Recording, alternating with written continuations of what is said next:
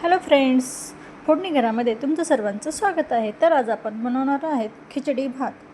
तर इथे खिचडी भातसाठी मी एक बाउल घेतलेला आहे. त्याच्यामध्ये 3 छोट्या वाट्या तांदूळ घेतलेले आहेत. त्याच्यामध्येच मी अर्धी वाटी मुगाची डाळ आणि अर्धी वाटी मसूरची डाळ घेतलेली आहे. चला तर मग आता आपण हे स्वच्छ धुवून घेऊयात. तर मी इथे तांदूळ स्वच्छ धुवून घेतलेले आहेत. तर आता आपण व्हेजिटेबल्स कट करूयात.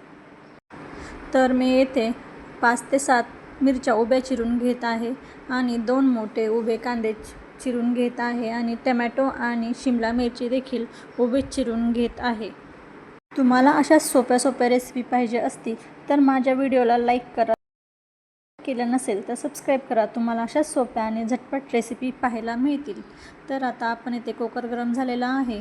याच्यामध्ये 3 ते 4 पळ्या आपण छोट्या तेल टाकून घेऊयात. आता आपलं तेल गरम झालं की याच्यामध्ये आपण मोहरी टाकून घेऊयात. मोहरी आपली छान तडतडली की आता याच्यामध्ये आपण मिरच्या टाकून घेऊयात.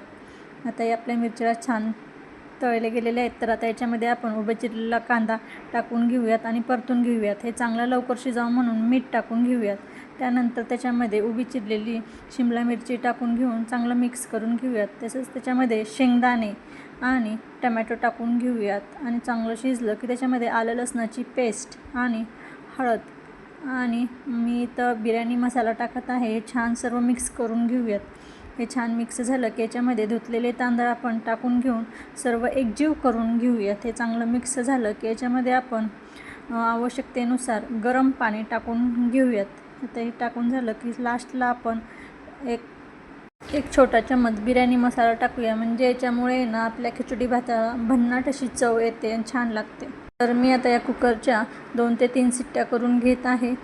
त्यानंतर येथे आपला भात शिजलेला आहे. तुम्ही पाहू शकता किती छान झालेला आहे. आता याच्यामध्ये मी कलर टाकणार आहे. तुम्हाला आवडत असेल तर तुम्ही देखील टाकू शकता आणि 2 मिनटं त्याचं झाकण लावून घ्यायचं आहे. वाफेवर ते छान